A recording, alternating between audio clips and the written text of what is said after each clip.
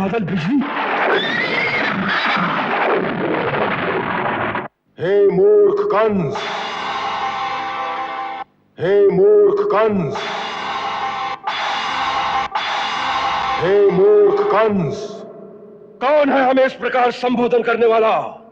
कौन है जिसे अपने प्राणों का मोह नहीं रहा? सामने आ जाए।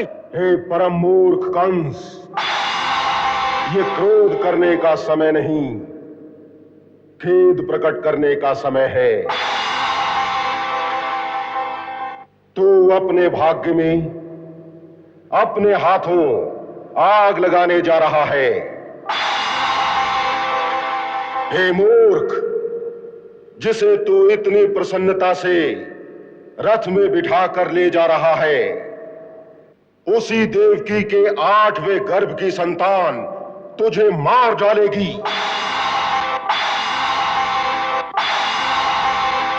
इसका 8वां गर्भ तेरा काल होगा, तेरा काल होगा, तुझे मार डालेगा। तेरा काल होगा, तुझे मार डालेगा।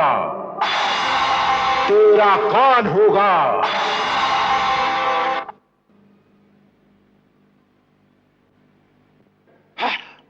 मेरा काल मुझे मार डालेगा?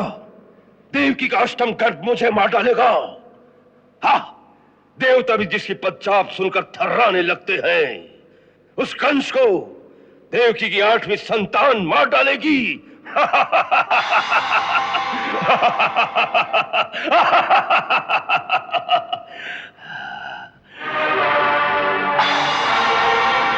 मैं अपने मृत्यु के मूल कारण को ही ध्वस्त कर दूंगा। न रहेगी देवकी, न होगी उसकी 8वीं संतान।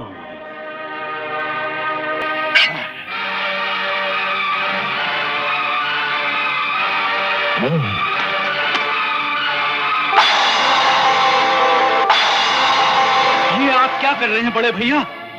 ये आपकी छोटी बहन है, पुत्री के समान है। अभी अभी अपने हाथों से आपने इसका विवाह किया है।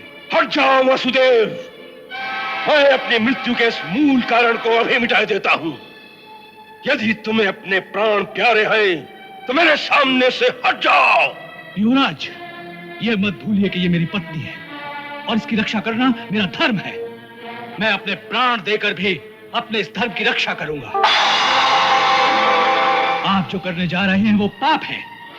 आप जैसा शूरवीर ऐसा जघन्य कुकर्म कैसे कर सकता है? एक तो स्त्री, फिर आपकी बहन, ऊपर से नवविवाहिता। इसकी हत्या करना धर्म के विरुद्ध है। मनुष्य का सबसे बड़ा धर्म है अपने प्राणों की रक्षा करना। जब अपने प्राण संकट में हो तो मनुष्य अपने बचाव के लिए कुछ भी करे, वह धर्म नहीं होता। इसीलिए जो मेरी मृत्यु का कारण हो सकती है वो जीवित नहीं रहेगी, क्योंकि कंस नहीं मर सकता। कंस कभी नहीं मर सकता। संसार में ऐसा कोई नहीं है जो कभी नहीं मरता। यदि मेरे और देवकी के प्राण लेने से आप अमर हो सके, काल की पकड़ से बाहर निकल सके, तो हम दोनों इसी क्षण अपने प्राण आप पर न्यौछावर कर देते। परंतु प्रकृति का यही नियम है कि जन्म लेने के साथ ही प्रत्येक जीव की मृत्यु भी जन्म ले लेती है। उसका काल निश्चित हो जाता है।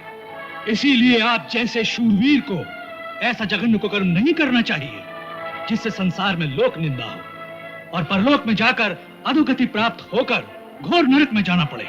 मुझे लोक निंदा और नरक का भय न दिखाओ। कंस कभी भयभीत नहीं होता। तो फिर इस अबला से इतना भय क्यों? ये बेचारी तो आपको मार भी नहीं सकती। परंतु इसकी संतान, सुनी नहीं तुमने आकाशवाणी? ठीक है, देवकी से कोई आपको भय नहीं। भय है तो केवल इसकी संतान से, जैसा कि आकाशवाणी ने कहा। तो मैं आपको वचन देता हूं, देवकी को छोड़ दीजिए। मैं महाराज शूरसेन का पुत्र वसुदेव प्रतिज्ञा करता हूं कि देवकी की प्रत्येक संतान को जन्म लेते ही मैं स्वयं अपने हाथों से लाकर आपको सौंप दूंगा। फिर आप चाहें तो इसका नाश कर सकते हैं, मुझे कोई आपत्ति नहीं होगी। मुझे धोखा देकर मथुरा से भाग जाना चाहते हो? नहीं युवराज, मैं यह भी वचन देता हूं कि जब तक 8 संतानों का जन्म नहीं हो जाता हम दोनों मथुरा छोड़कर नहीं जाएंगे।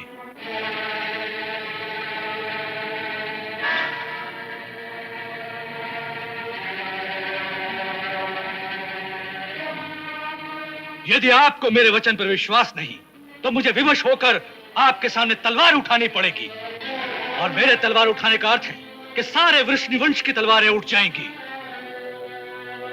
फिर जिस एकता के लिए महर्षि गर्ग ने इस विवाह का प्रस्ताव रखा वो एकता खंड खंड हो जाएगी। हमें इसका विश्वास कैसे हो कि तुम अपने वचन का पालन करोगे? 8वीं संतान तो बहुत दूर की बात है, इसकी परीक्षा तो पहली संतान के जन्म पर ही हो जाएगी। सारा संसार जानता है कि मैं कभी असत्य वचन नहीं कहता। मेरा विश्वास कीजिए बड़े भैया, मैं अपने वचन का पालन करूंगा।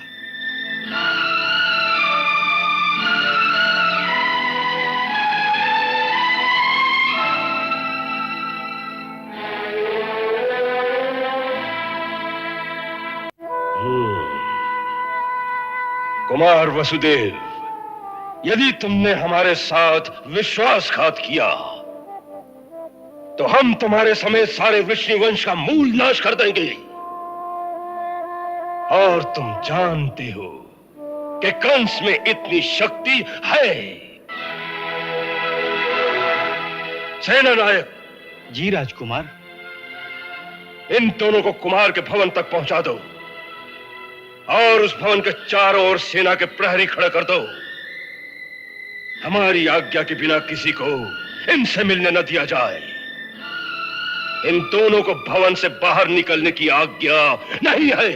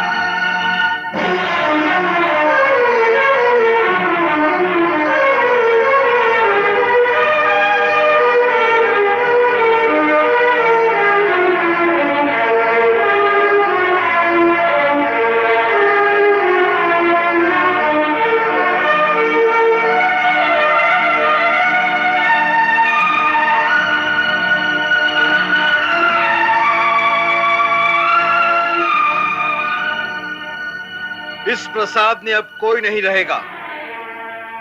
यह आज से बंदी गृह हो गया है।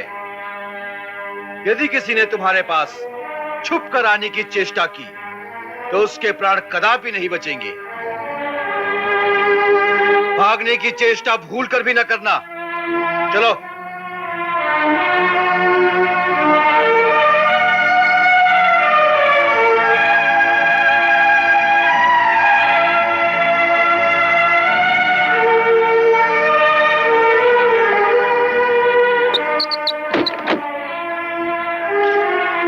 युवराज कंस की आज्ञा के बिना किसी को भी अंदर न जाने दिया जाए। जो आज्ञा।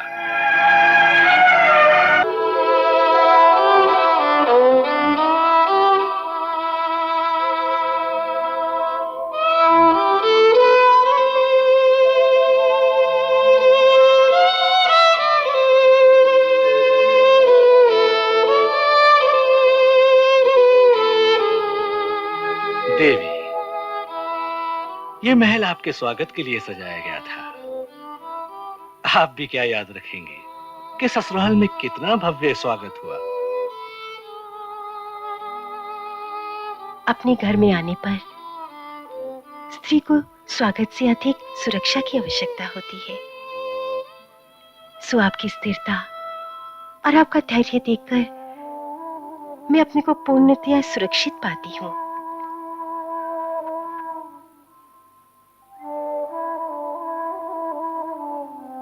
आपके साहस, धैर्य और बुद्धि ने आज मेरे प्राणों की रक्षा की है। मेरा शेष जीवन तो आपका ऋणी हो गया। देवी, पति पत्नी के बीच ऋण का व्यापार नहीं होता। उनका सब कुछ तो एक दूसरे के लिए ही होता है।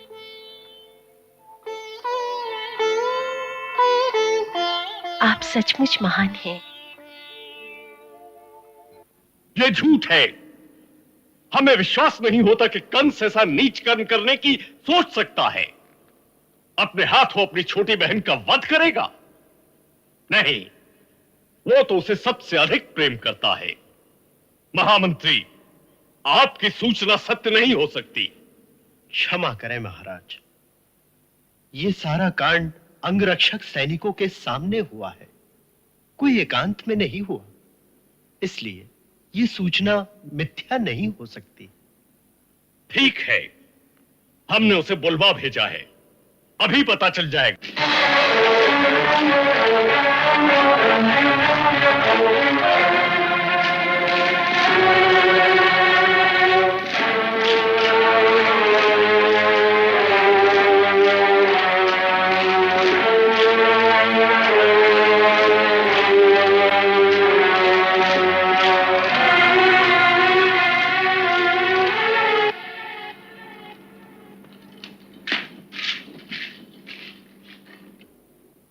आपने मुझे बुलाया महाराज? हाँ।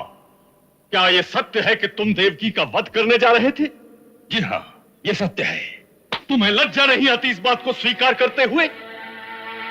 ऐसा महापाप कोई सोच भी नहीं सकता। एक स्त्री, फिर बहन, उस पर तलवार उठाते हुए तुम्हारे हाथ नहीं कांपे? धर्म धर्म का कोई विचार नहीं आया तुम्हें? सबसे बड़ा धर्म है अपने प्राणों की रक्षा करना। इसलिए यदि मुझे किसी से भी अपने प्राणों का भय होगा, चाहे वो स्त्री हो या बालक, उसका वध करना ही मेरा सबसे बड़ा धर्म है। ऐसे जघन्य पाप का केवल संकल्प करने पर हम तुम्हें प्राणदंड भी दे सकते हैं। हमारी दया और पितृस्नेह का अनुचित लाभ उठाने की चेष्टा कभी न करना। लाभ मैं नहीं उठा रहा हूं महाराज, मेरा लाभ आप उठा रहे हैं। आप जानते हैं कि जब तक कंस है तब तक मथुरा का राज्य सुरक्षित है। इसलिए हम तुम्हारी हर अनुचित बात मान लेंगे। नहीं कंस, ये तुम्हारी भूल है। हम राज्य को सुरक्षित रखना चाहते हैं, परंतु धर्म के राज्य को, पाप के राज्य को नहीं। जो शक्तिशाली होता है, वो जो करता है वही धर्म होता है। इसलिए धर्म का राज्य क्या है और पाप का राज्य क्या है, इसका निर्णय वही करेगा जिसके पास शक्ति होगी। और इस समय शक्ति किसके पास है, ये आप जानते हैं। हाँ, जानते हैं। शक्ति सदा राजा के ही पास होती है। तुम सेनापति अवश्य हो, परंतु मथुरा की सेना राजभक्त है, राजद्रोही नहीं। इसी शक्ति के भरोसे पर हम आज्ञा देते हैं कि देवकी और वसुदेव के महल के चारों ओर जो तुमने पहरा बिठा दिया है, वो आज ही हटा दिया जाए। हम और कुछ तर्क सुनना नहीं चाहते।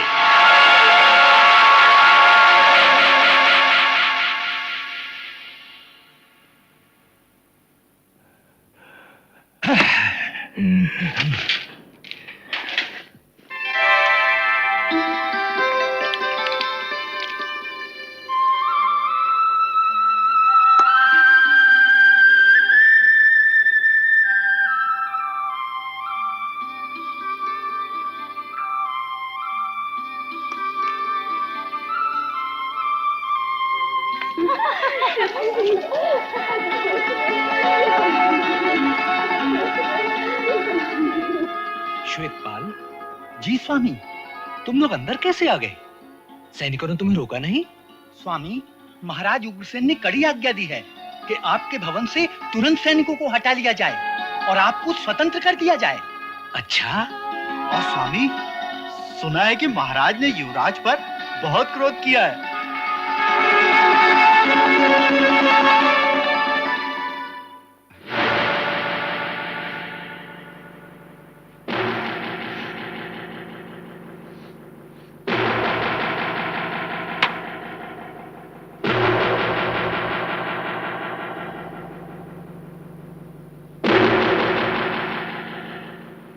सबके सामने हमारे सेनापति का ऐसा अपमान महाराज की इतनी हिम्मत क्या अक्रूर और सत्यक आदि के बलबूते पर हो गई है?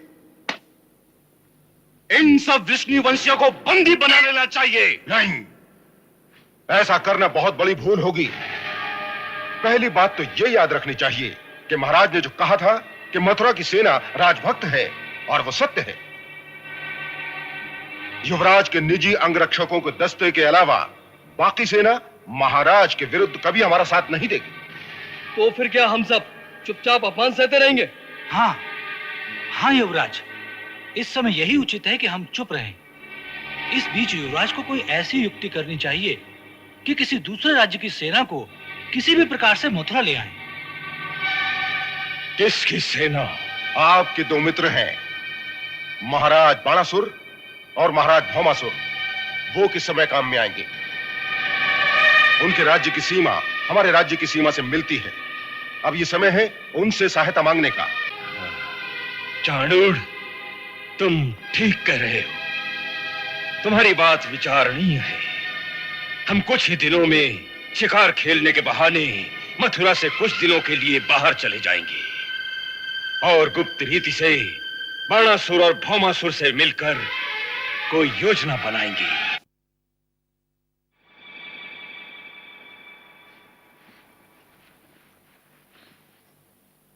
जोहार महाराज। आओ अक्रूर जी, पधारो। कहिए, क्या समाचार है? समाचार तो सब आप भी जानते हैं महाराज। इस समय कुमार वसुदेव और देवकी की रक्षा का प्रश्न है महाराज। उन्हें तो महाराज उग्रसेन ने मुक्त कर दिया है। भय हमें महाराज से नहीं, कंस से है। आज भले ही वो महाराज उग्रसेन के सामने दब गया है, परंतु वो पापी कुमार वसुदेव और देवकी को निश्चिंत नहीं रहने देगा। उसके हाथों वो दोनों कभी सुरक्षित नहीं रह सकते महाराज। तो आप क्या करेंगे? कि इससे पहले कंस कोई और चाल चले, हमें कुमार वसुदेव और देवकी को इसी समय मथुरा से निकालकर किसी सुरक्षित स्थान पर पहुंचा देना चाहिए। महाराज, अक्रूर जी का ये प्रस्ताव उचित है, इसे स्वीकार कर लीजिए।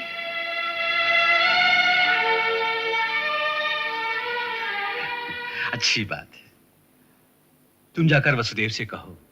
परंतु वो आपकी आज्ञा के बिना नहीं मानेंगे। उसे कहो कि यह प्रस्ताव हमें भी स्वीकार है।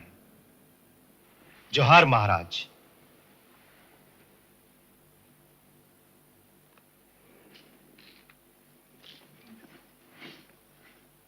आप समझने की कोशिश कीजिए कुमार। आपका यहां से निकलकर किसी सुरक्षित स्थान पर जाना आवश्यक है, तभी तो भविष्यवाणी सत्य हो सकेगी। आप भविष्यवाणी को सत्य मानते हैं? अवश्य। तो फिर जिन्होंने भविष्यवाणी की है उसकी सत्ता को नहीं मानते? अर्थात? अर्थात क्या? यदि यह निश्चित है कि हमारी 8वीं संतान कंस का विनाश करेगी, तो फिर यह भी निश्चित है कि हमारी 8 संतानें होंगी। अवश्य। फिर तो यह भी निश्चित हो गया कि हम जहां भी रहें, जैसी भी दशा में रहें, हम जीवित रहेंगे। फिर हमारी सुरक्षा के लिए इतनी भागदौड़ क्यों? परंतु कुमार। अक्रूर जी, भगवान ने किसी मानव के हाथ में किसी दूसरे के जीवन और मृत्यु का अधिकार नहीं दिया। हाँ, यदि काल ने ही हमें मारना है तो हम मथुरा छोड़कर जहां भी जाएं, काल हमें वहीं आकर मार देगा। और यदि काल ने हमें नहीं मारना है तो कंस मथुरा में भी हमारा कुछ नहीं बिगाड़ सकता। इसलिए मथुरा छोड़कर जाना मुझे उचित नहीं लगता।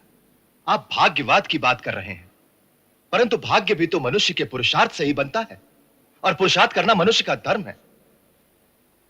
जो अपने धर्म का पालन नहीं करता, धर्म उसकी रक्षा नहीं करता।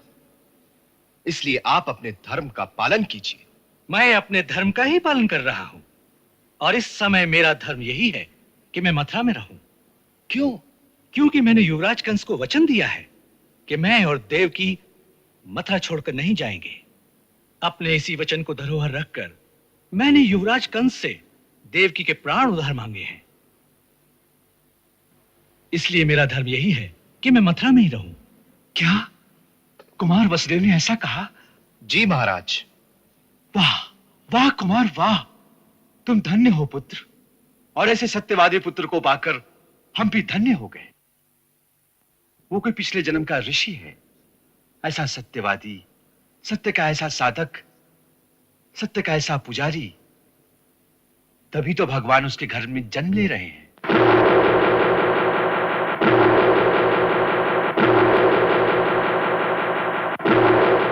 यदि महाराज तुम्हारे रास्ते की रुकावट बनते हैं कंस, उन्हें अपने रास्ते से हटा दो। ये कहना सहल है महाराज बाणासुर, लेकिन करना सहल नहीं।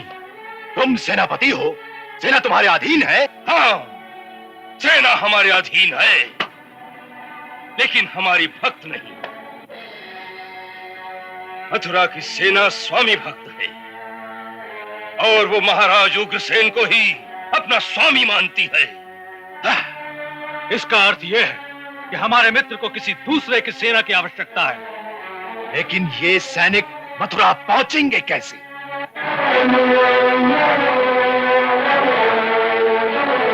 इसके लिए एक तरीका यह है कि हमारे सैनिक वेश बदलकर छोटी छोटी टुकड़ियों में मथुरा पहुंच जाएं और तुम्हारे उस महल के तहखाने में इकट्ठे हो जाएं।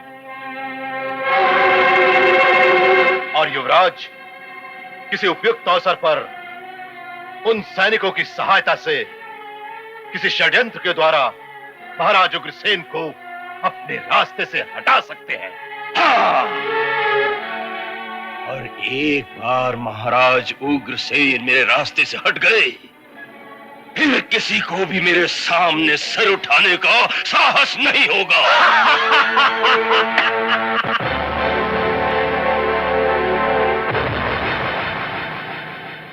कंस एक काला नाग है। जैसे नाग अपना बदला लेना नहीं भूलता, उसी प्रकार कंस भी अपने इस अपमान का बदला लिए बिना नहीं छोड़े। इसीलिए यह आवश्यक है कि हम कंस की हर चाल पर नजर रखें।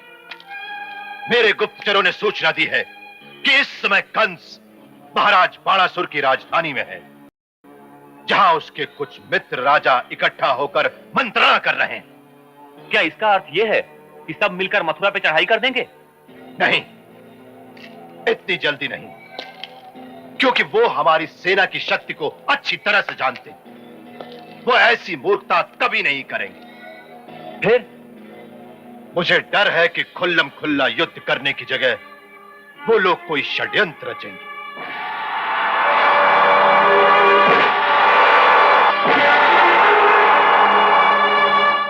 हो सकता है कि बाणासुर, शल्य और भौमासुर के कुछ सैनिक चोरी छिपे उसके राजमहल में जाकर इकट्ठे हो जाएं। अवश्य हो सकता है। इसलिए सबसे पहला काम यह करो कि मथुरा में प्रवेश करने के सभी द्वारों पर तुम लोग वेश बदल कर बैठ जाओ, और जो कोई भी बाहर से आए उस पर कड़ी नजर रखो कि वो क्या करता है, कहां जाता है, देखते रहो। और याद रखो, यदि इसमें चूक गए तो अवसर पाकर वो काला नाग अवश्य महाराज उग्रसेन को डस लेगा।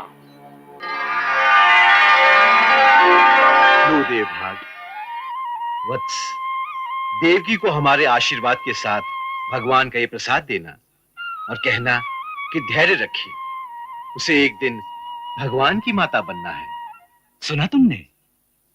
जब माता श्री और पिताश्री को ज्ञात हुआ कि तुमने गर्भ धारण किया है, तो उन्होंने ज्येष्ठ भ्राताश्री के हाथों भगवान का प्रसाद भेजा है, और साथ में यह भी कहलवा भेजा है कि देवकी से कहना कि वो यातनाओं से विचलित न हो, उसे भगवान की मां बनना है। वो धैर्य रखकर अपने पति का साथ दे। पत्नी को पति का साथ देना ही चाहिए, परंतु महाराज से पूछिए कि माता के हृदय को क्या करूं। मैं जानती हूँ कि ये अपने सत्यव्रत होने के कारण मेरी संतान होते ही उसे भैया के पास ले जाएंगे। सत्य कहूं जयश्री, माता होने के नाते मेरा जी चाहता है कि इस प्रसव को जन्म ही न दूं। मेरी कोख में सुख से तो रहेगा। ना देवकी ना, ऐसा मत सोचना, ऐसा मत सोचना तुम। यदि तुम पहली संतान को ही जन्म नहीं दोगी तो तुम्हारे अष्टम गर्भ में तारनहर कैसे अवतार लेंगे? ये धरती पहले ही कंस, जरासंध और भामासुर जैसे राक्षसों के अत्याचार से त्राही त्राही कर रही है। समस्त देवतागण तुम्हारी तरफ आशागत की दृष्टि से देख रहे हैं कि कब वो समय आएगा जब भगवान तुम्हें अपनी माता होने का सौभाग्य प्रदान करेंगे। अतएव अपने अष्टम बालक पर ही दृष्टि रखो और बाकी 7 की कोई चिंता न करो। यही अंतर है पुरुष और स्त्री में। अगर आप में मां का हृदय होता तो आपको पता चलता कि मां की ममता सारी संतानों के लिए एक जैसी होती है, चाहे उनमें एक भगवान हो और दूसरा सामान्य मूर्ख बालक। मां की ममता पर सबका एक सा अधिकार है।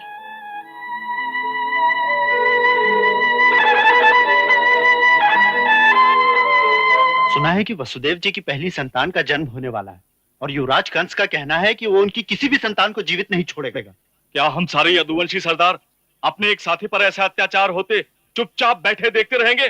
नहीं, हमें चुपचाप नहीं रहना है।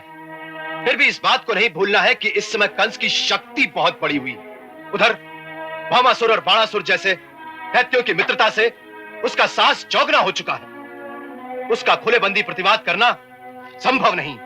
तो फिर बेहतर है कि चूड़ियां पहनकर बैठा जाए। आज ये अत्याचार वसुदेव जी पर हुआ है, कल वो आप पर, हम पर, किसी पर भी हो सकता है। और मुझे तो ऐसा ही लगता है कि वो एक एक करके हम सबकी दशा भी राजकुमार वसुदेव जैसी कर देगा।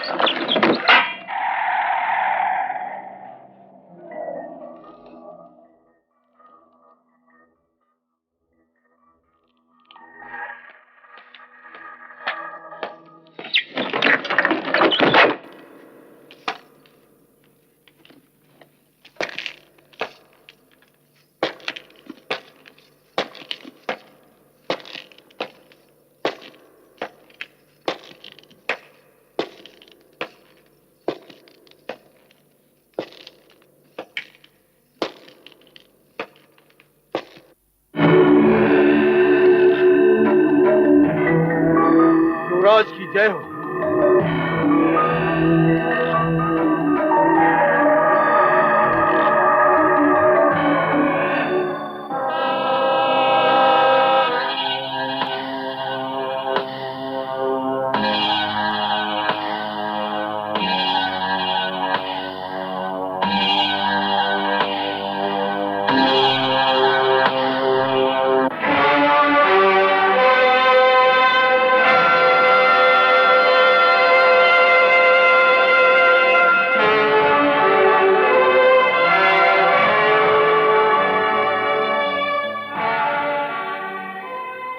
क्या कारण है कि इतने महीनों में केवल इतने सैनिक ही इकट्ठे हुए? हाँ?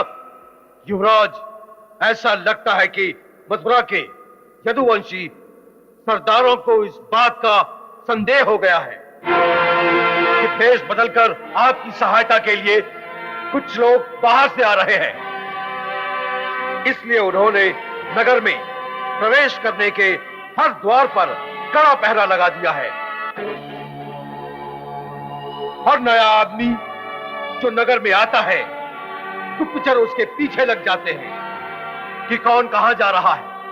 इसलिए हमारे सैनिकों को कई कई दिन लग जाते हैं इन गुप्तचरों की नजर बचाकर यहां तक पहुंचने में।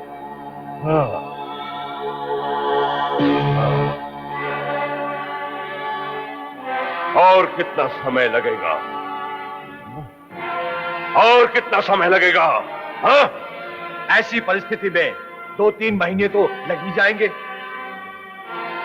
आपके ससुर महाराज जरासंध को इस बात की सूचना दी गई। क्या आपके पास उनका कोई उत्तर आया है? हाँ, कल ही उनका एक गुप्तचर मगध से यहां पहुंचा।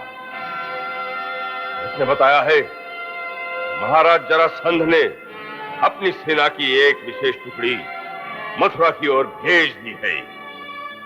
उसे पहुंचने में 1 महीना लगेगा। परंतु वो सीधे मथुरा में नहीं आएंगे।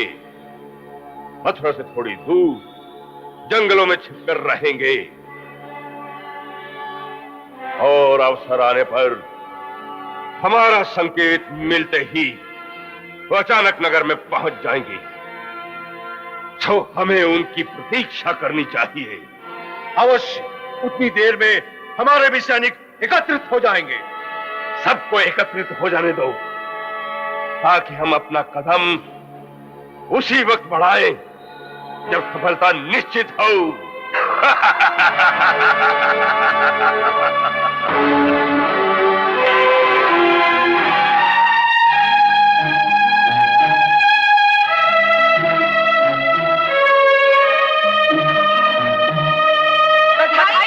बधाई हो महाराज, बधाई हो।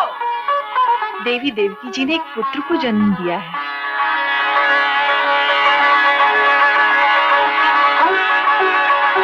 देवी कैसी है? स्वस्थ है मगर होश में नहीं।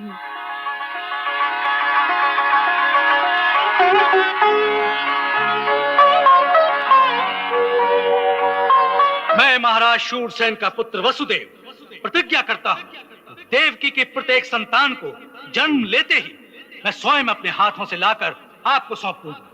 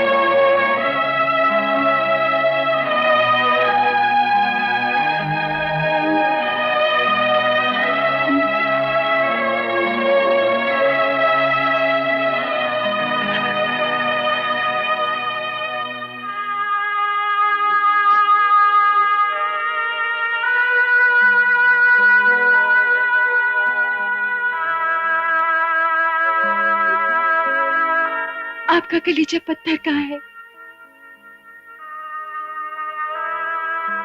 इस नन्हे से बालक को ले जाकर उस हत्यारे के हाथ में दे देना चाहते हैं। परंतु मैं माँ हूँ, मुझे ये कलीजे का टुकड़ा नहीं दिया जाएगा। अभी तो महाराज भी हमारे पक्ष में है। वो कंस भैया को कोई जोर जबरदस्ती नहीं करने देंगे। आप मेरे बालक को ना ले जाइए, ना ले जाइए मेरे बालक को।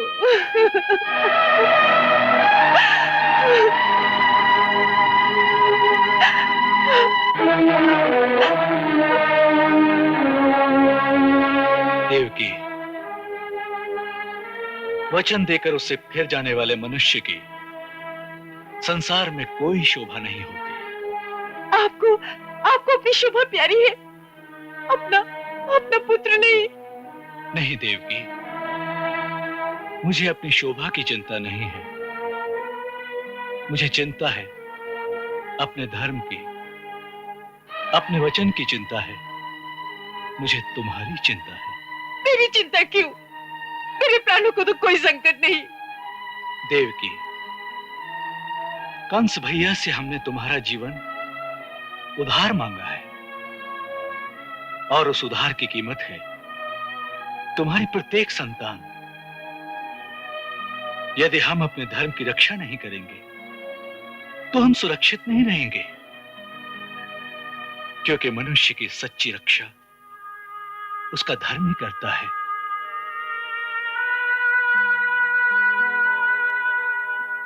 आप पुरुष हैं, स्त्री का हृदय नहीं समझ सकते। नहीं देवकी, यदि तुम ये समझती हो कि अपने पुत्र को अपने ही हाथों मृत्यु के मुंह में धकेलते हुए मुझे कोई पीड़ा नहीं हो रही, तो ये तुम्हारी भूल है। परंतु धर्म का मोल जीवन और मृत्यु से कहीं अधिक होता है, ये तुम्हें नहीं भूलना चाहिए।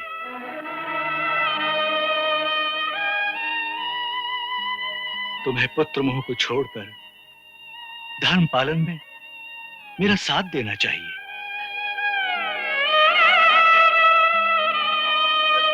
नहीं, नहीं, नहीं।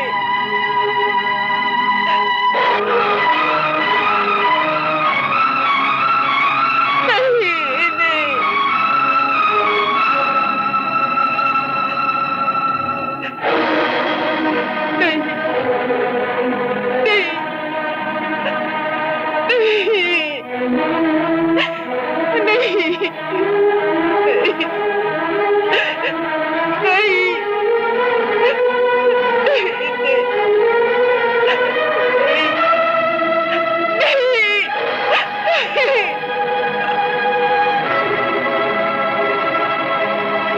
ऐसे ही जीवों से धर्म है जीवित है, यही धर्म निभाने वाले, अपने वचन की सीमाओं को तोड़ कहीं नहीं जाने वाले, धीरज धारी सत्यव्रत ये प्रण पर प्राण लुटाने वाले, ऐसे ही पुण्यात्माओं के घर नारायण है आने वाले, ऐसे ही पुण्यात्माओं के घर नारायण है आने वाले।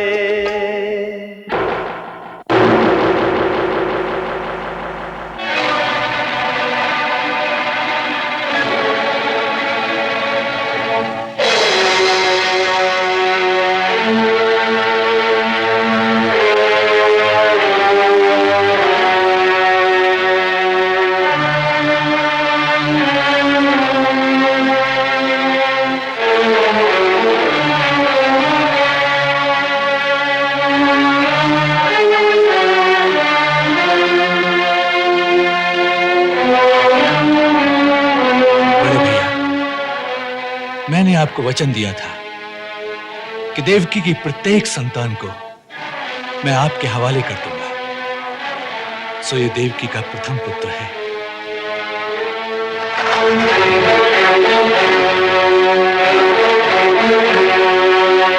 इसे स्वीकार कीजिए।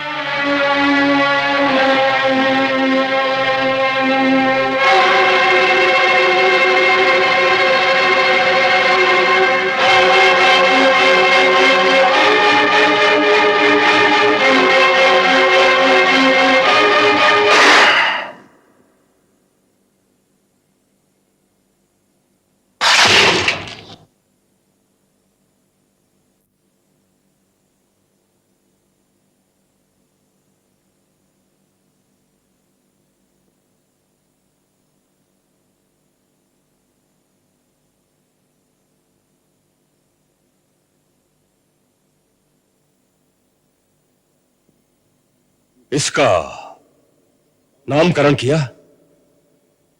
जी। क्या नाम रखा है इसका? कीर्तिमान। कीर्तिमान?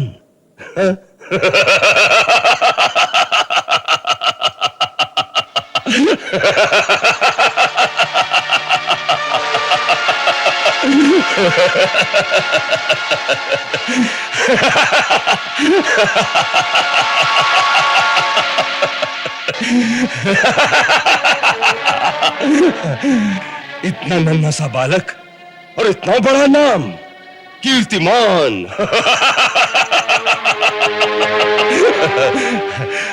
वसुदेव, हम तुम्हारे प्रतिज्ञा पालन से प्रसन्न हैं।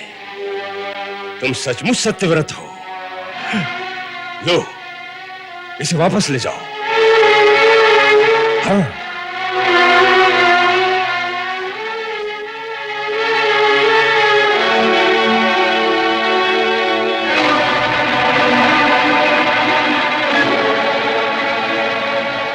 हमें इस बालक से कोई भय नहीं। आकाशवाणी ने तो 8वें बालक की बात कही थी।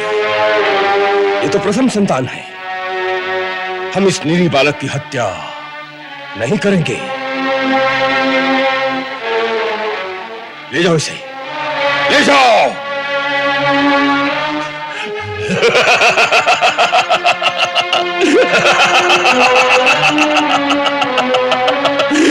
ले जाओ।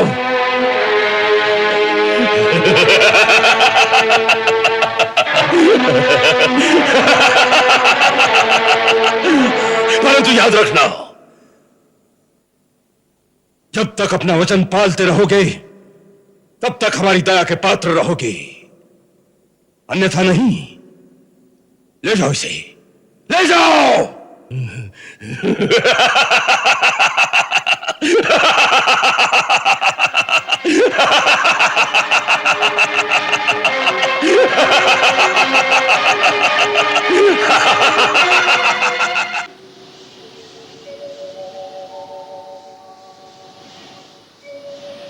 प्रभु, ये कैसी लीला है? इस पापी के हृदय में ऐसी दया भर दोगे तो इसके पाप का घड़ा कैसे भरेगा? इसका संहार कैसे करोगे? युवराज, यदि आज्ञा हो तो कुछ कहो। कहो, हम हमेशा तुम्हारी बात बड़े आदर से सुनते आए हैं। स्वामी, ये जो आपने उस बालक को जीता छोड़ दिया, वो ठीक नहीं किया। क्यों? हमें उससे कोई भय नहीं। हमारी शत्रु तो देवकी की 8वीं संतान है। फिर हम एक निरीह नन्हे बालक की हत्या का पाप अपने सर क्यों उठाएं? युवराज, इन 5 उंगलियों में से पहली कौन सी और 5वीं कौन सी?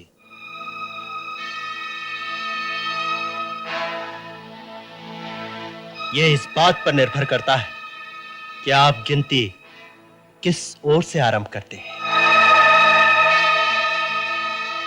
किसी फूल की यदि 8 पंखुड़ियां हो तो उनमें से प्रत्येक पंखुड़ी 8वीं हो सकती है। यह मत भूलिए कि विष्णु देवताओं का पक्षपाती है और अपने विरोधी को वो हमेशा छल से मारता आया, और इस बार उसने अपनी माया डालकर आपके मन में यह करुणा और दया का भाव जगा दिया है ताकि आप निर्बल हो जाएं, आपका निश्चय निर्बल हो जाए। हाँ।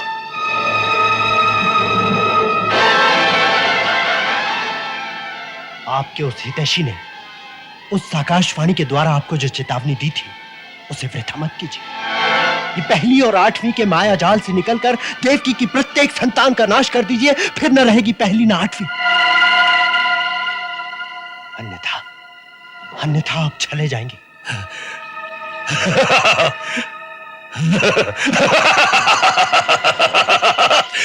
तुम ठीक कहते हो, तुम ठीक कहते हो। हम किसी से भी अपना छल होने नहीं देंगे। अब देवकी की कोई संतान जीवित नहीं रहेगी।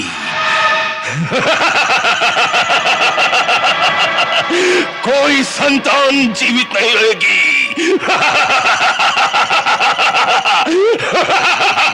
देवकी जी कुमार जी बालक को लेकर आ गए हैं। सच? कहाँ है?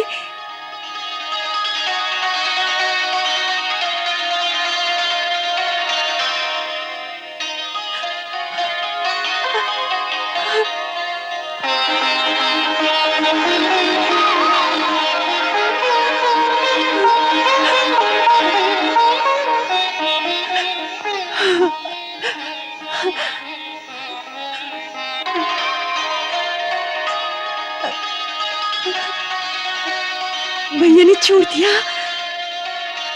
हाँ।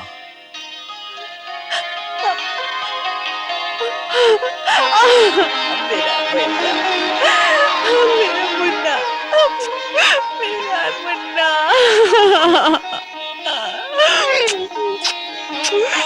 मुन्ना मेरा लाल, मेरा बेटा कहाँ चला गया था?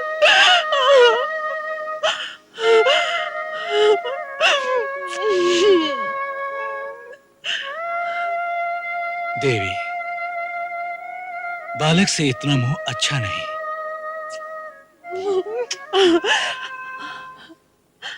युवराज कंस के वचन का कोई भरोसा नहीं।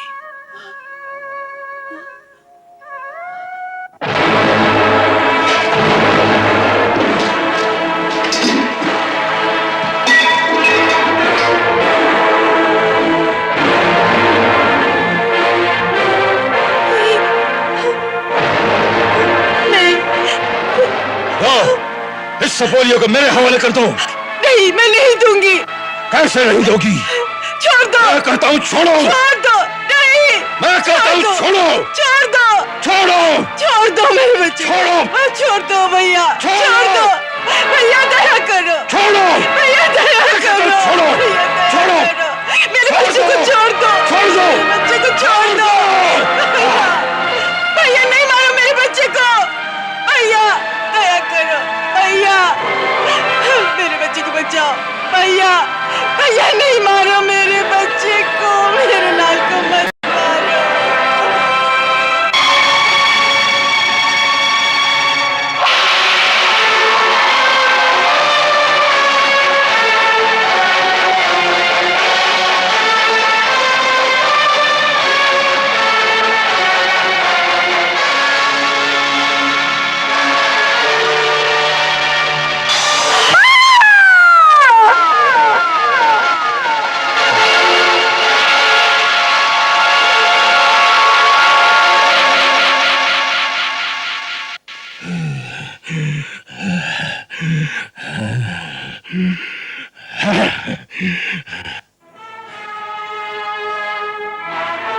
ले जाओ इन्हें और यमुना किनारे वाले कारागार में डाल दो। सारे नगर में मगध की सेना तैनात कर दो, जिससे कोई नागरिक उथल पुथल न कर सके। अक्रूर आदि सबके महलों को घेर लिया जाए, ताकि कोई एक दूसरे से मिलकर षड्यंत्र न रचा सके। हाँ।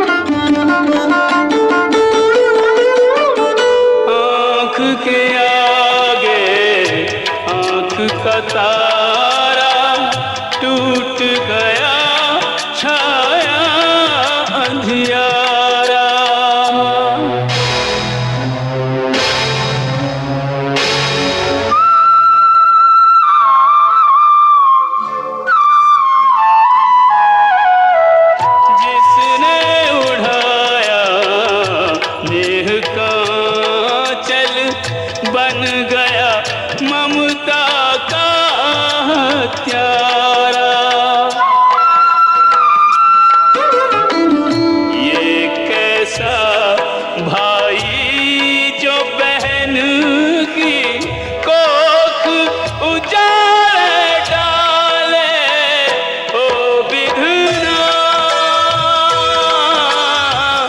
तेरे खेल निराले, ओ तेरे खेल निराले।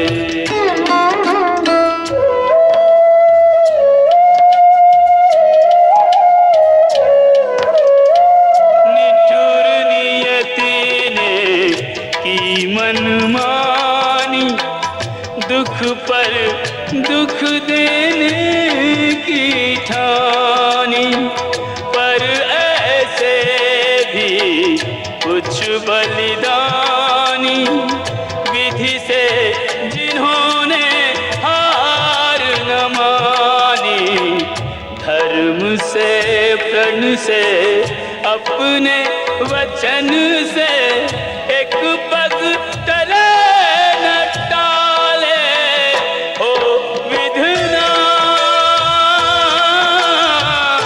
तेरे खेल निराले, तेरे खेल निराले। बंदी गृह के बन गए वासी, महलों के रहने वाले, हाय विधना विधना तेरे खेल निराले, तेरे खेल निराले।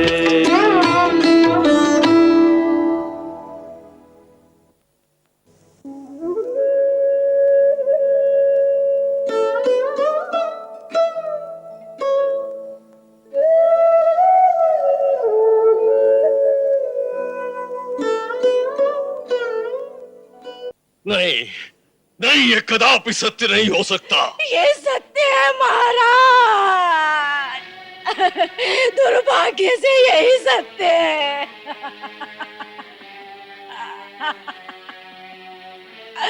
उस समय मैं राजकुमारी देवकी की सेवा में रत थी महाराज, जब युवराज और उसके सभी सैनिक वहां आए और उन्होंने सभी दास दासियों को पकड़ लिया। मैं किसी तरह बचते हुए एक पर्दे के पीछे जा छुपी महाराज। मैंने देखा कि राजकुमारी देवकी युवराज के पैरों में गिरकर मिन्नतें कर रही थी, मिन्नतें कर रही थी, लेकिन युवराज ने एक नहीं सुनी।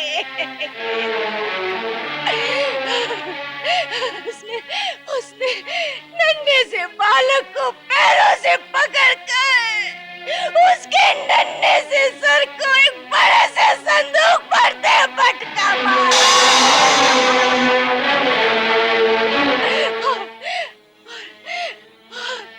छोटे से मस्तक के टुकड़े टुकड़े हो गए।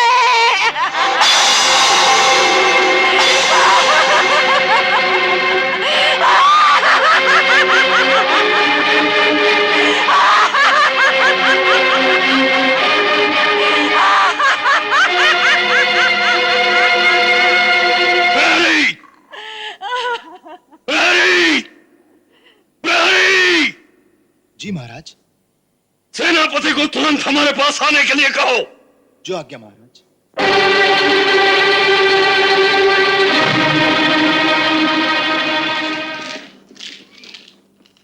वसुदेव के महल से किसी भी व्यक्ति को बाहर मत निकलने देना, जिससे यह सूचना लोगों तक न पहुंचे।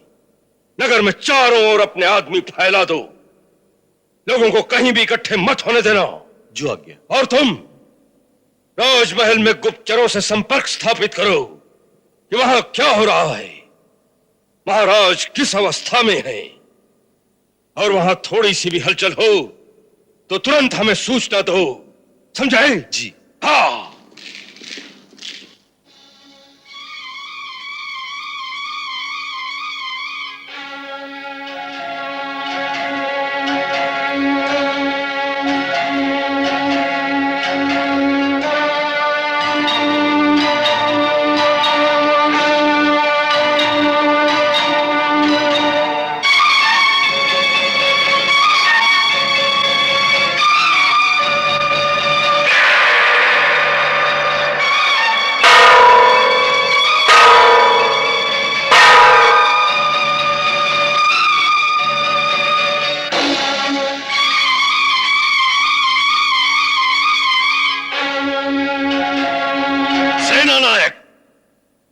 उसको तुरंत बुलाने का आदेश दिया था, फिर वो अब तक क्यों नहीं आया?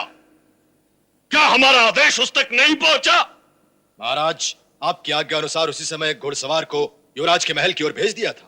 तो फिर वो अब तक क्यों नहीं आया? क्या वो हमारी आज्ञा की अवहेलना करना चाहता है? वीरसेन, तुम स्वयं अपने सैनिक ले जाकर उसे बंदी की भांति पकड़कर हमारे सामने उपस्थित करो। वो राज्य का अपराधी है। सैनिक भेजने का कष्ट न करें महाराज।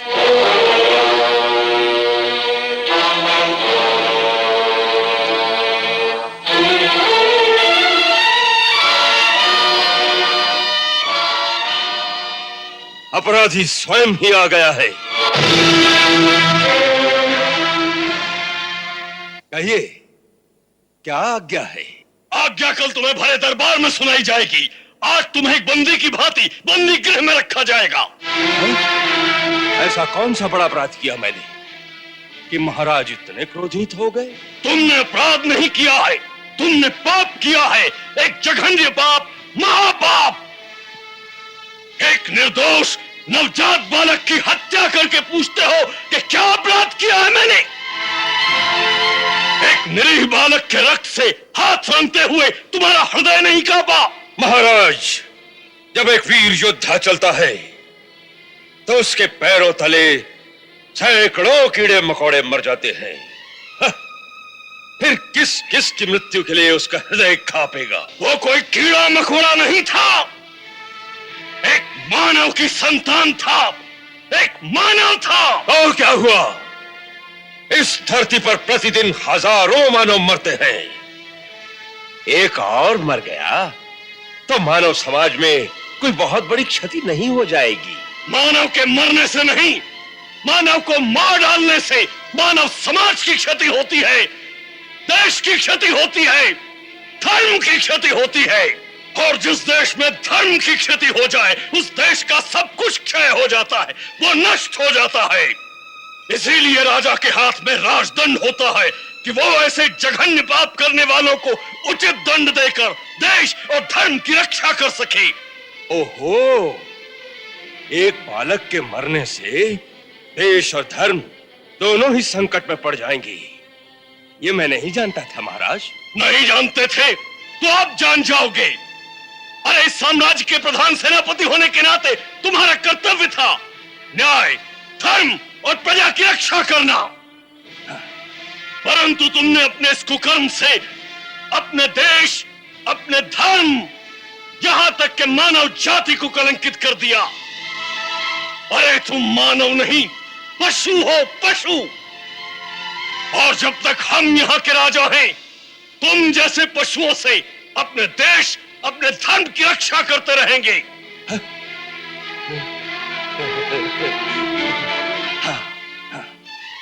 तो उसका एक ही सहल रास्ता है महाराज कि आप राजा ही न रहे।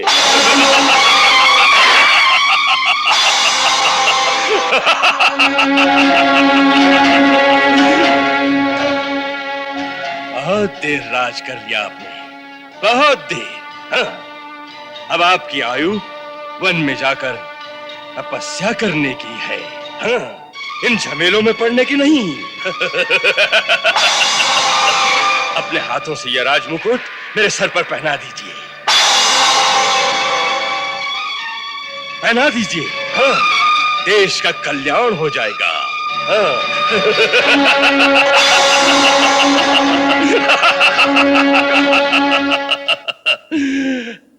कंस, याद है तुमने एक बार कहा था कि राज्य कोई खीर नहीं जो भूखों में बांट दी जाए।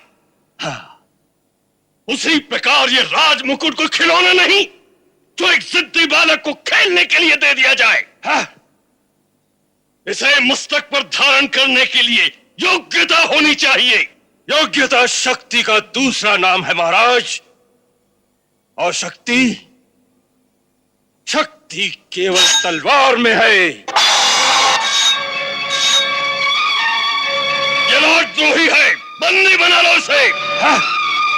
जब कंस के हाथ में तलवार हो तो उसके सामने आने का वही साहस करता है जिसे अपने प्राणों का मोह नहीं रहा हो। अपने राजा की आज्ञा का पालन करना हमें अपने प्राणों से अधिक प्यारी है युवराज कंस, इसलिए हमें विवश न करिए, तलवार फेंक दीजिए।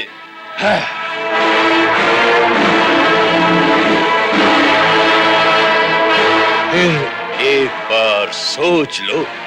सैनिक का काम सोचने का नहीं, आज्ञा पालन का होता है।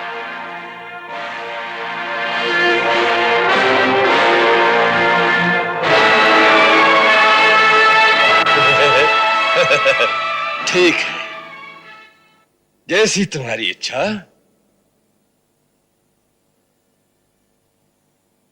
बंदी बना लो इसे।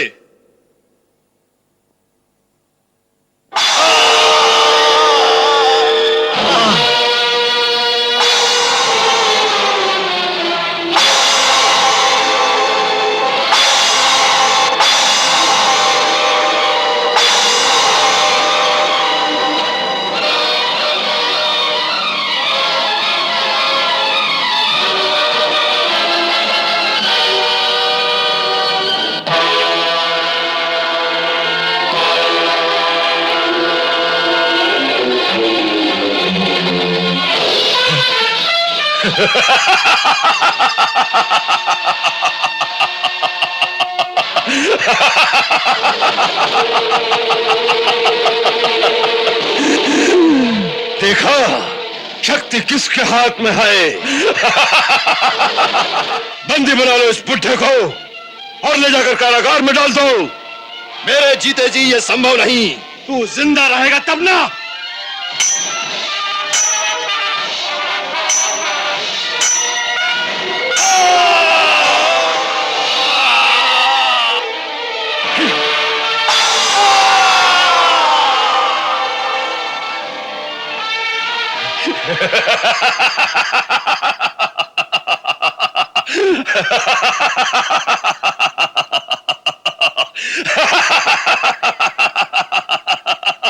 क्यों बुड्ढे, तू मुझे बंदी बनाना चाहता था ना?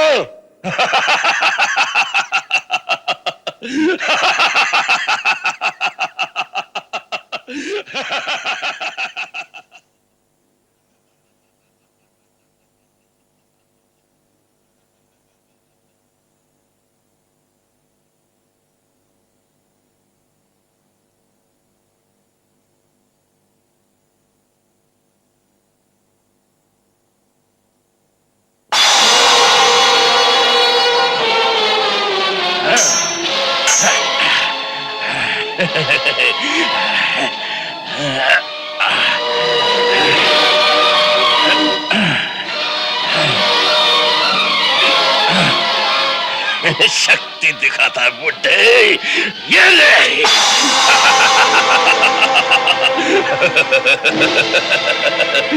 बहुत शक्ति दिखा रहा था तुम्हारे बुढ़ापे पर मुझे दया आती है। नहीं कंस, मुझे किसी राजद्रोही की दया नहीं चाहिए। मुझे तुम अपने हाथों मार दो ताकि मुझे वीर गति तो प्राप्त हो। वीर गति प्राप्त करना वीरों का काम है, तुम उसके योग्य नहीं हो। ले जाओ इसे मेरे सामने से। नहीं कंस, नहीं कंस, नहीं कंस, कंस, कंस, मेरी तुमसे केवल एक विनती है, तुम मुझे अपने हाथों मार डालो। कंस, कंस, मुझे अपने हाथों तुम मार डालो।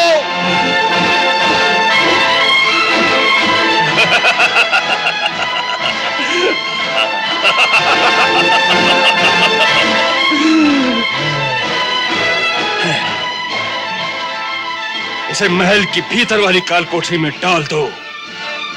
राजमहल से कोई सेवक बाहर न जाए, जिससे ये समाचार नगर तक न पहुंच सके।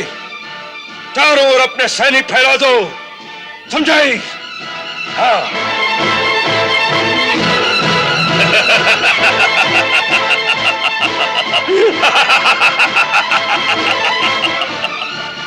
उठो, ले चलो इसे।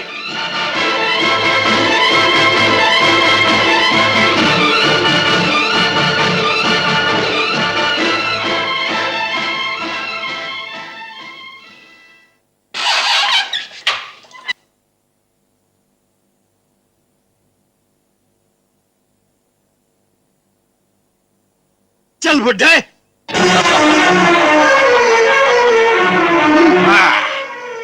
अब बाकी का जीवन इसी काल कोठरी में बीतेगा। यही तुम्हारा राजमहल है।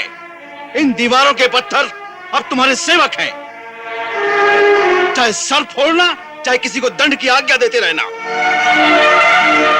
महाराज कितने दयालु हैं कि तुम्हें जीवित ही छोड़ दिया और घूमने फिरने के लिए इतना बड़ा तहखाना भी दे दिया।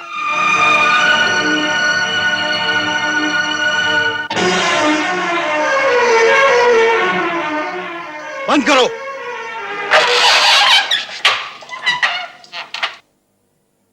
अब दोनों समय का भोजन तुम्हें इसी खिड़की से मिलता रहेगा।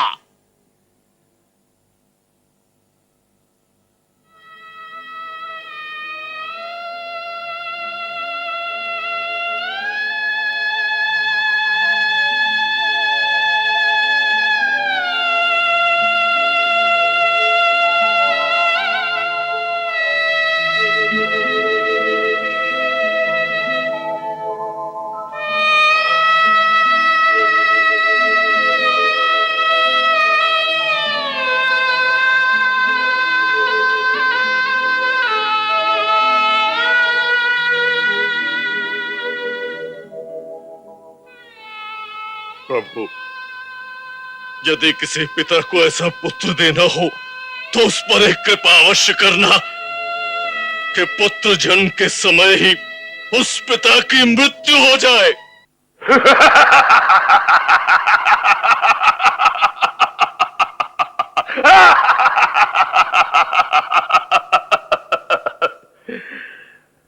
किसान से कहा कि इसे बंदी बना लो।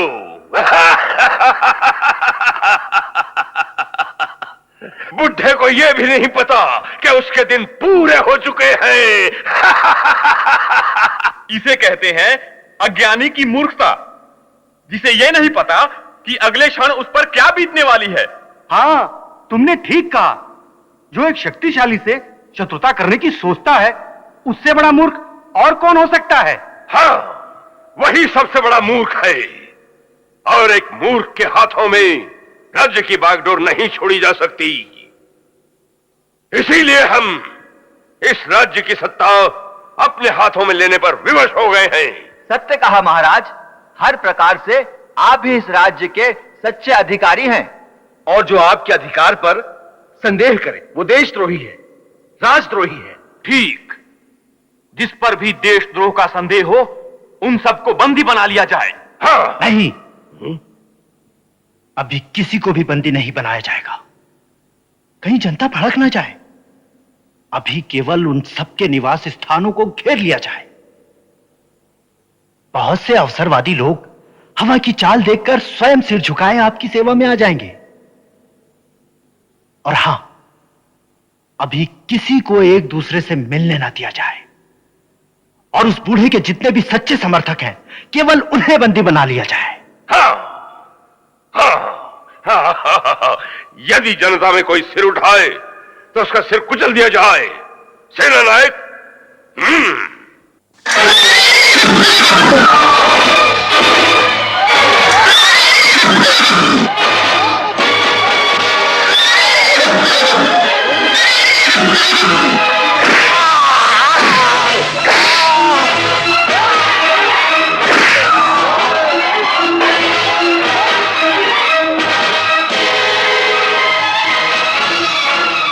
घेर लो मकानों को चारों ओर से।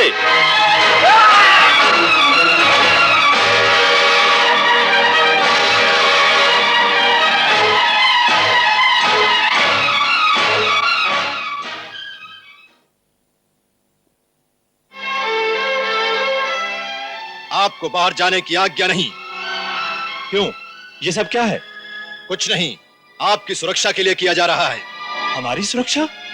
हाँ, बाहर से कुछ विद्रोही नगर में आ घुसे हैं।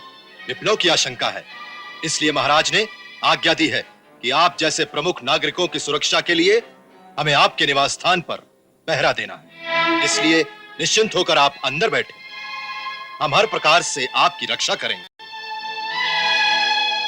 जाइए अंदर, जाइए।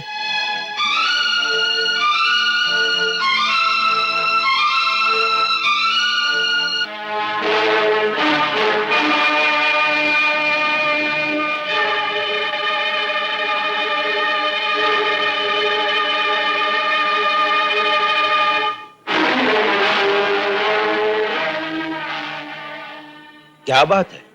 महाराज ने तुम्हें बंदी बनाने की आज्ञा दी है। बंदी? हाँ। परंतु हम तो महाराज की राजपुरोहित हैं। राजपुरोहित थे, अब मगध से नए राजपुरोहित आ रहे हैं। ले चलो इसे।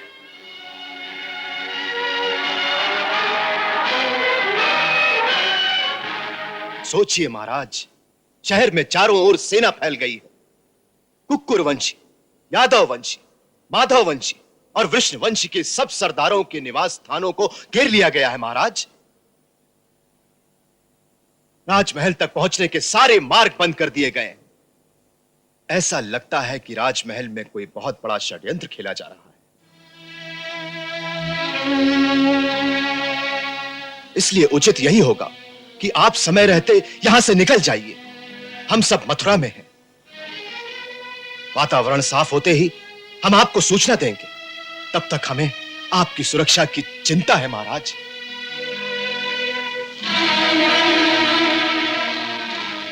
हमारी सुरक्षा की चिंता करने वाले तो सामने खड़े हैं। महाराज, सैनिकों की एक टुकड़ी हमारे महल को चारों ओर से घेर रही है। अब सोचिए महाराज। सोच लिया। महाराज, आप वृषणवंशियों के राजा हैं। हम लोग इस संकट में आपको अकेला नहीं छोड़ सकते। इस समय आपको हमारी प्रार्थना मानकर यहां से कहीं दूर चले जाना चाहिए। हम राजा हैं, तो हमारे लिए और भी लज्जाजनक बात होगी कि वृषणवंशियों का राजा चोरों की भांति भाग गया। हम राजा की तरह जिए हैं तो राजा की तरह मरेंगे भी। आप हमारी चिंता ना करें, हमारे रक्षक हमारे साथ हैं। आप महल के गुप्त द्वार से चुपचाप निकल जाएं और अपने साथियों की सुधि लें। घेर लो मकानों को चारों ओर से।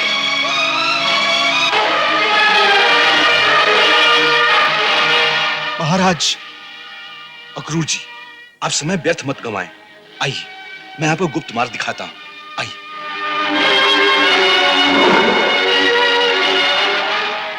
आप इस गुप्त द्वार से तुरंत निकल जाएं। हमारी चिंता ना करें, तुरंत निकल जाएं। जाइए।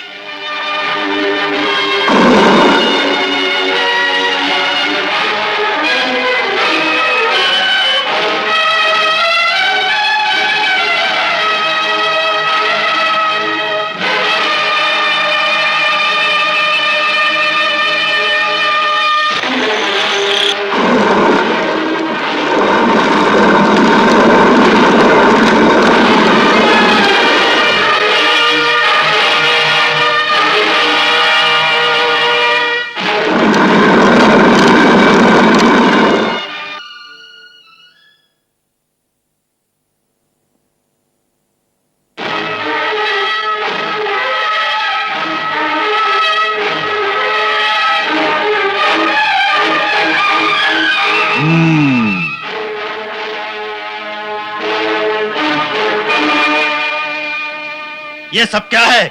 इसे बंदी बना लो। बंदी बना लो? किसकी आज्ञा से? महाराज की आज्ञा से। महाराज की आज्ञा से? किस अपराध में? तुम्हारा अपराध है देशद्रोह। देशद्रोह? तुम जानते नहीं हम कौन हैं? जानता हूं, तुम मथुरा के प्रधानमंत्री थे। थे? हाँ, परंतु तुम ये नहीं जानते कि अब मथुरा के प्रधानमंत्री हम हैं। प्रधानमंत्री? हैं? ले जाओ इसे। प्रधानमंत्री पकड़े गए, राजपुरोहित जी को बंदी बना लिया गया है और हमारे गुप्तचर के अनुसार महाराज उग्रसेन अभी भी राजमहल में ही है। कंस ने उन्हें बंदी बनाकर किसी गुप्त स्थान पर रख दिया है। वो गुप्त स्थान कहां है, इसका पता नहीं चला। तो इसीलिए कंस ने सारे नगर में नाकाबंदी कर रखी है, जिससे ना लोग आपस में मिल सके, ना ये सूचना नगर में फैले। कंस की ये चाल बड़ी सीधी पड़ गई है। कंस तो ये चाल सफलता से चल गया, परंतु अब हमें कौन सी चाल चलनी है, इसके बारे में सोचा जाए। अब सोचने को क्या रह गया है? नीति ये कहती है कि जब शत्रु का पलड़ा भारी हो तो उससे कहीं दूर चले जाना चाहिए। इसलिए मेरा तो ये परामर्श है कि ये समय कंस का विरोध करने के लिए उपयुक्त नहीं है। इससे पहले कि वो यादव सरदारों को एक एक करके बंदी बना ले, हम सबको यहां से निकलकर इधर उधर चले जाना चाहिए। हाँ, एक बात तुरंत करनी चाहिए। जितनी जल्दी हो सके स्त्री और बच्चों को नगर से बाहर अपने अपने प्रांतों में भेज दो, क्योंकि मगध के सैनिकों का कोई भरोसा नहीं। मैं और मित्रसेन आज ही कुमार वसुदेव की दूसरी पत्नी रोहिणी को रातों रात यहां से निकालकर गोकुल में नंद राय के पास छोड़ आएंगे। कुमार वसुदेव और नंद राय जी एक ही दादा की संतान हैं, इसलिए देवी रोहिणी वहां सुरक्षा से और सुख से भी रहेंगी। परंतु मैं इस समय अपने पति को यहाँ कारागार में छोड़कर मथुरा से कैसे निकल सकती हूँ? जाइए, अक्रूर जी से कह दीजिए मुझे यहीं पड़ा रहने दे। इस समय अपने पति के साथ तो नहीं, लेकिन इसी नगर में उनके निकट तो हूँ। देवी रोहिणी, आपके भाव बड़े उच्च और सराहनीय हैं, परंतु ये मत भूलिए कि आप इस समय हम वृषवंशुओं की रानी हैं। महाराज नजरबंद है, देवी देवकी वसुदेव जी के साथ कारागार में है। इस संकट के समय आज आप ही आशा का ऐसा दीपक है जिसकी ओर देखकर समस्त यादवों की हिम्मत बंधी रहेगी। यादव जाति का मार्गदर्शन करने के लिए आपकी परम आवश्यकता है। संभव है ऐसा समय भी आ सकता है कि आपको यादव सेना का नेतृत्व करना पड़े। इसलिए इससे पहले कि कंस आपको भी बंदी बना ले, आपको यहां से निकल जाना चाहिए।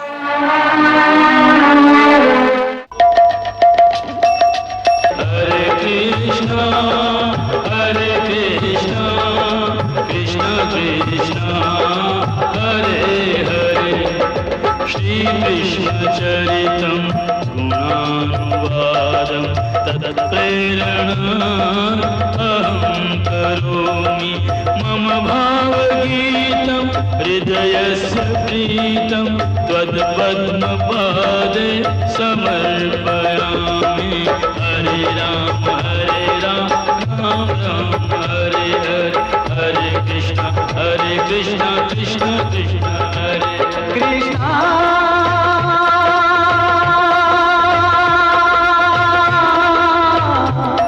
कृष्णा